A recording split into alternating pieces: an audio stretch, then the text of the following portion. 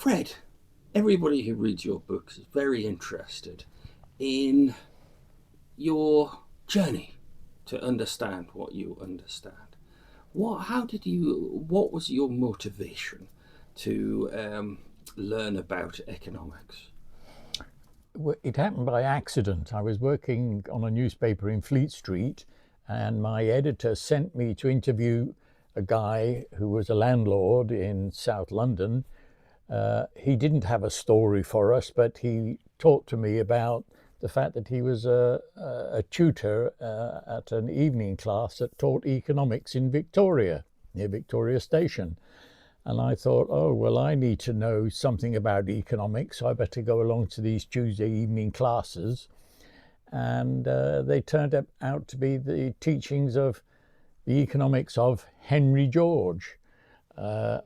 I sat through it for 2 years, and I imbibed the wisdom of the philosophy of this 19th century philosopher through strictly economic principles. I decided that I ought to try and put them into practice, and I joined the Liberal Party because of its history. And after a couple of attempts at not getting into Parliament, I realised that even if I got into Parliament, the system was set up so that I wouldn't be able to actually change anything as a backbench MP. So I gave up being a parliamentary candidate and chose instead to be a social activist. And in the 1980s, I even gave up my quite well-paid job in Fleet Street to become a full-time social activist. And that's when I began my serious journey of writing the books and trying to find a formula that would appeal to people on a very general basis. And the books came one after the other. But frankly, I didn't make much headway in terms of reaching the vast majority of people, which is what is necessary if there is going to be a change to the system. So that's how I got into it. It was pure accident. Had I not been sent on that assignment to interview someone who ended up not having a story, I wouldn't have known about Henry George and his economics, and I'd have probably ended up being a Labour Party socialist. So, many of us who call ourselves Georgists, or for want of a better word, do you think we are a type of person that is different to others? No. Once we grasp the idea that the flow of rental income is unique from a variety of perspectives, we get to intuitively see what we call the cat. We see the cat. We get a glimpse of a different kind of world.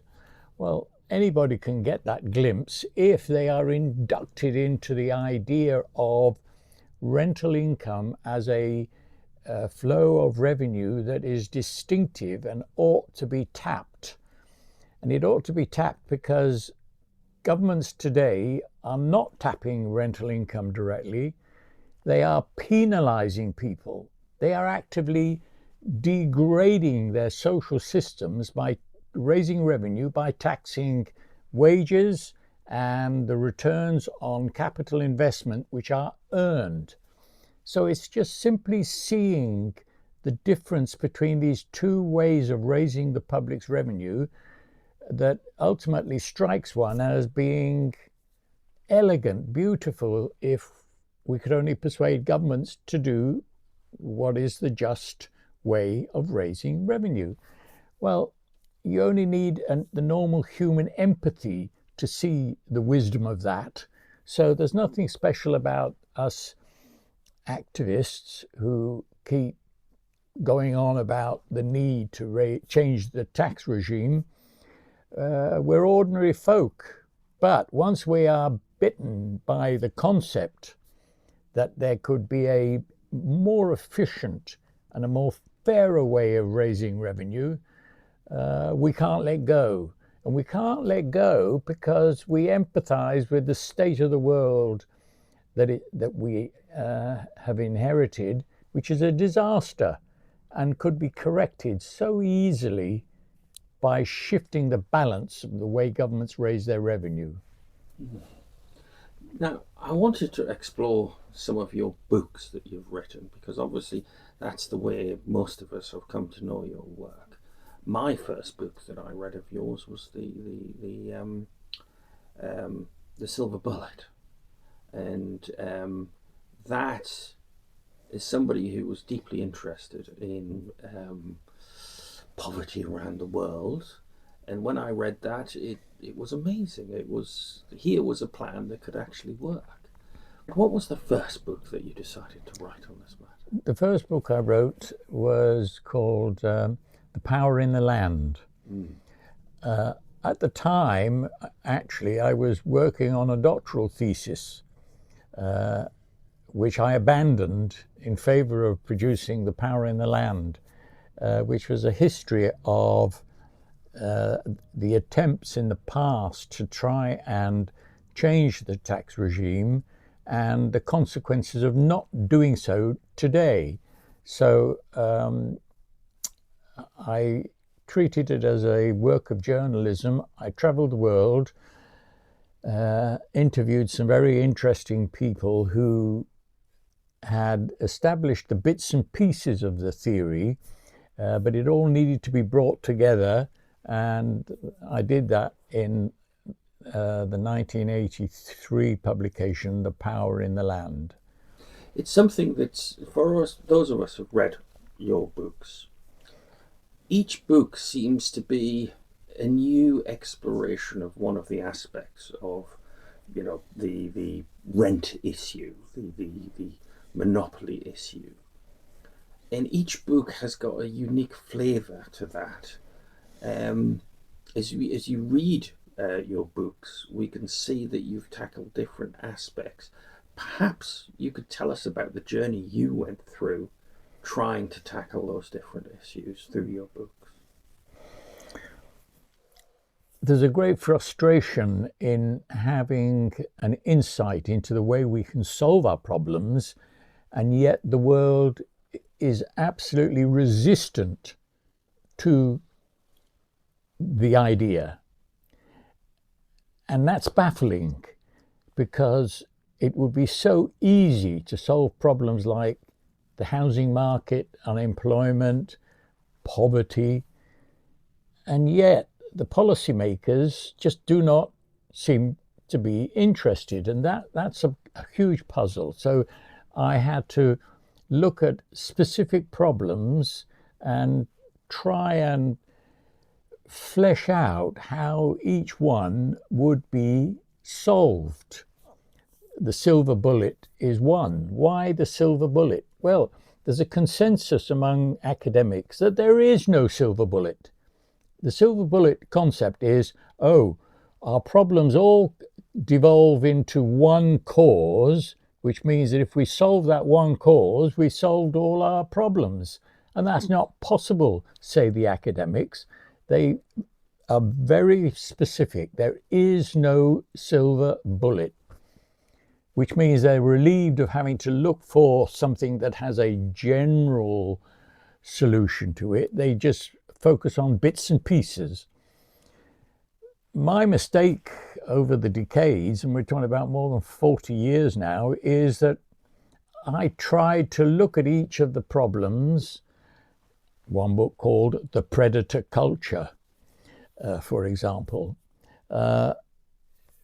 trying to explain that actually all these specific problems track back to the same root cause of the problem, and therefore the solution. But in a sense, that was a mistake, because it was feeding the general prejudice that there is no holistic silver bullet. Much earlier on, I should have worked on the concept of the overall big picture. to help people to see the cat. Well, okay, so that's a history of struggling to apply reason in the hope that explaining to people the facts using science and common sense would enable them to grasp the need for the change. But every time I went to a member of parliament, sat down with him, after half an hour, I knew I was wasting my time.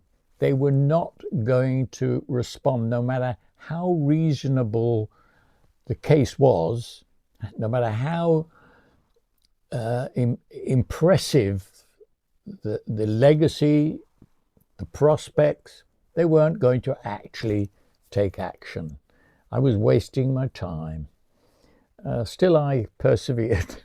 But in the fullness of time, it didn't work. Appealing to people on the basis of just common sense and the justice of it just was not sufficient. Is that, I mean, we've had so many conversations about how we make economic rents the basis of taxation. If it's not in your self-interest, people won't do it, whether they're MPs or economists. There's so many economists who've come along and said it's a great idea after they retire. There's so many famous economists, some of the world's leading ones say that. So how do you tackle that self-interest problem? With great difficulty, and not by going to parliamentarians. They're not going to take the initiative. How many times have I heard them say, "Oh, Fred, yeah, it's a good idea. Show me the votes." Then they weren't going to go out and persuade the people. They wanted me and the people like me to persuade the public that this was a good idea, and then they would back it up. What does that mean? What does it tell us? It tells us that what we've got to do is what Henry George did back in the 19th century, create a global movement. He succeeded in doing that. And bear in mind, there were no telephones at the time, no aeroplanes to fly around the world. He sailed to the Antipodes. He came to Ireland and England on sailing boats. He did the tour of the world, and he did organize a global, I think it was the first global reform movement ever. It can be done, but what we need is the right times in which to do it, and the right linguistic formula. During the 20th century, we were using a language that fitted the 19th century, but didn't fit the 20th century. In the 19th century, most people were tenants. They didn't own land. So a tax on land values made sense to them and didn't affect them. In fact, it was going to hit the rich guys, the nobility who owned most of the land. Well, by the second half of the 20th century, most of us were landowners. Oh, well, I don't want a tax on my land. I worked hard. I worked hard for my land. I don't want to tax it. No, thank you. So the concept of a tax on land value didn't resonate in the way that it did in the 19th century. We now need to reformulate the language to communicate the theory and the practicalities of this change in a way that does resonate with people. And that's not going to be achieved by sticking with the concept of a land value tax. I mean, many people, when they ask me to explain it, I use the word monopoly. It seems to be the simplest word, but the most accurate word is economic rent. Is that the right way we should talk about it? Well, so now we have the difficulty of the language. Economic rent, people will still say, what the hell is that? What, rent? You mean when I hire a car, I pay a rent or an apartment? And we don't mean that, do we? We're talking about the net income after deducting wages and the returns on our capital investments. But even that concept of a net income is difficult to grasp. And it's not made easier by the academic community. When the academic community talks about this net income, or what you have technically called economic rent, they use the word surplus.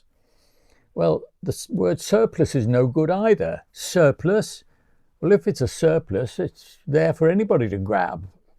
I don't have a special interest in a surplus. So it brings us back to the concept of economic rent, but we need to locate that concept when we've explained that it's not the commercial rent that we now pay when we rent a car or rent an apartment.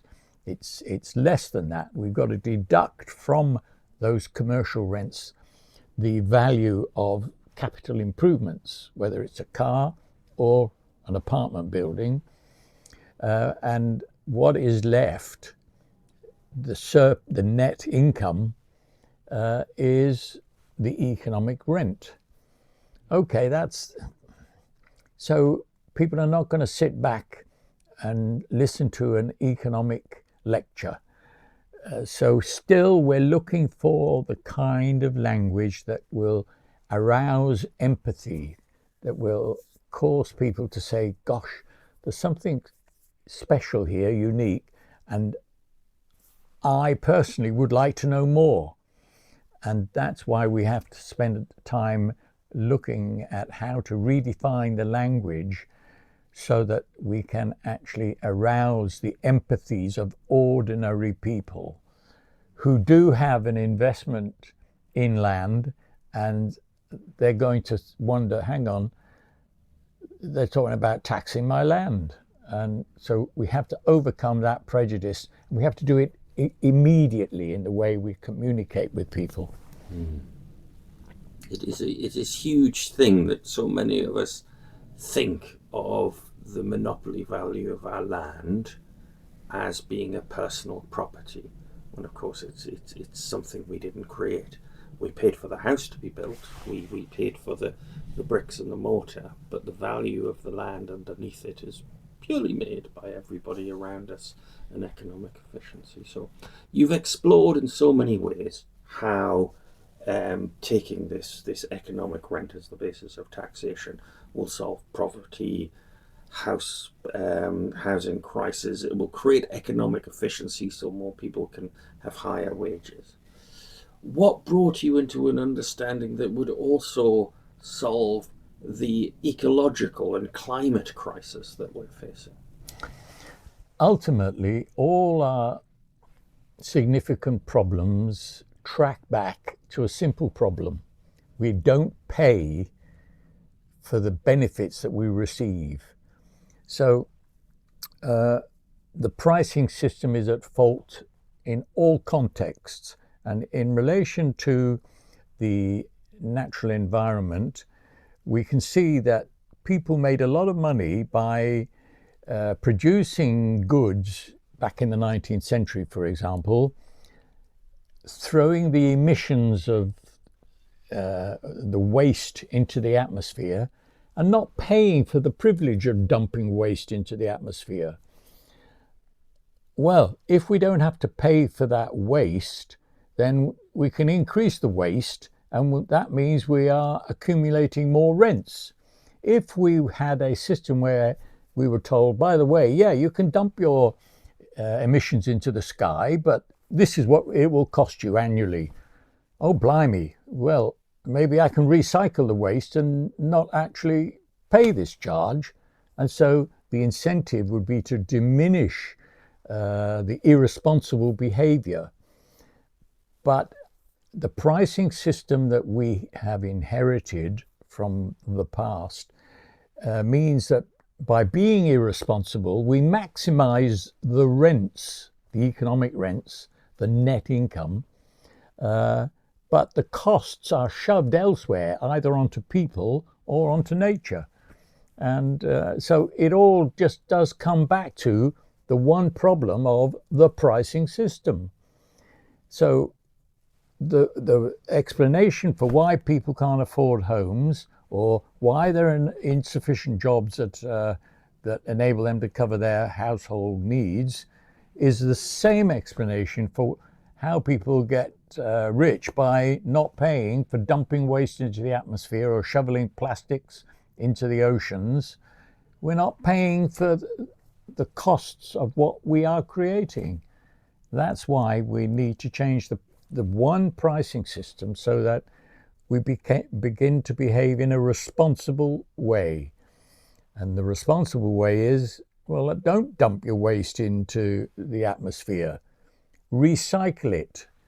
Don't use processes that create waste if there's an alternative way of producing the goods you need without generating waste. Because if you are going to generate the waste, you're going to pay for the privileged, and that won't improve your chances in the economy. So that's how I came to understand that this was a solution for all problems, a silver bullet, a singular remedy that addressed multiple problems. But the question is, how do we create the narrative that covers all those issues in one go, in language that people can grasp when they're chatting in the pub? That's what we've got to do, because addressing the academics or the lawmakers will get us nowhere. Many of our conversations have broadened into historic contexts of wars and strife. We now seem to be entering in a new era of global geopolitical wars. We're ever closer to, potentially nuclear powers going along. Israel could use their nuclear bombs, or Russia. How is your thesis explaining why we move towards war, but also creates the chance of peace between nations? Well, so this is the big picture issue that I'm addressing in my next book, which comes out next year. We're now so integrated as a civilization. It's a single civilization. It may look different, the West from Russia, from China, but the underlying issue is the same one, the irresponsible behavior, which leads to identical problems wherever you're living in the world. Well, if they are identical problems, then we're being driven to a single point in time and identical issues that are converging in one potentially big bang. That's my big fear, that all of the issues in the past, which were localized or regionalized or confined to individual continents, have now been integrated through globalization, as we call it, into a single problem, a single issue. So what's happening in Gaza or Ukraine, or might happen to Taiwan, is affecting you and me on the other side of the world. We can't escape the consequences, whether it's because of the way the climate operates around the globe, whether it's the way the economy works through supply chains, whether it's through demographics and the mass movement of people. We're all related to each other. We are, after all, a single human species. And what's unique about the present time is that it's all coming together on a global scale. So humanity evolved by scattering around the globe, interbreeding with each other in a local context and then a continental one. And now we've come back together to express this one human species on a planetary scale. And so there is no escaping the consequences of not sharing with each other the solution, because otherwise we're all going to be embroiled in the same negative consequences. Many of us who follow your work, Fred, become a little jaded and sad that the brilliance of all your books have not moved us closer to this nirvana world we could have, where we have economic efficiency and we abolish poverty and we create a better ecological world and we reduce the chances of war and conflict and crime. Give a little bit of hope to all of your followers. Where is there hope in the world? The hope is twofold. One, the circumstances that we all find ourselves locked into in the 21st century means that we're all going to suffer the same fate unless we mobilize ourselves together. We're all going to suffer the same devastation. There is no more scope for self-delusion. The second aspect is that I hope that I'm working on a narrative that will crystallize all the elements so that we understand the roots of the problem from the past, so that we can see how we can actually relate to each other in a beneficial way today, and how we can visualize a better future for humanity. I'm working on that narrative. I hope that I can somehow frame it in language that makes sense to people who are not scholars, but who are concerned for their own families, their own personal welfare, and who they know there's something drastically wrong, that they are affected by what happens in the other side of the world, and that we all need to be pulling together. If only someone could produce that narrative that brings all of these elements together, then in common we can solve those problems. And that's what I hope to do with the publication of my next book next year. And have you got a title for the book, Fred? Yes, it's called Cheating, the Human Project and Its Betrayal.